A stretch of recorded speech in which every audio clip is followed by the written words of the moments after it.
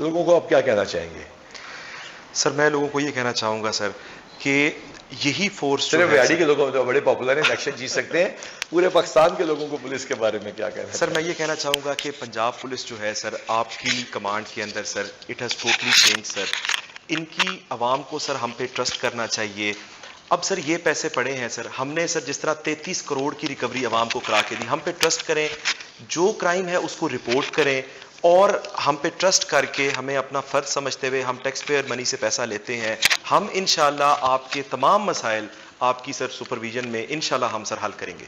और आप ये यकीन से कह सकते हैं कि रिहाड़ी में जो वकूआ, डकैती, चोरी होते हैं, हम उनका पर्चा दर्ज कर देते हैं? 100% सर, ना सिर्फ दर्ज करते हैं, हमने सर इस लेवल तक किया है कि हम मौके पे दरखास्त लेके सर, कार्रवाई पुलिस लिख के वहीं फ्रंट डेस्क पे एफआईआर करके हम उसको पीडीएफ करते हैं सर। हाँ। उस वक्त तक सुपरवाइजरी अफसर मौका नहीं छोड़ता सर।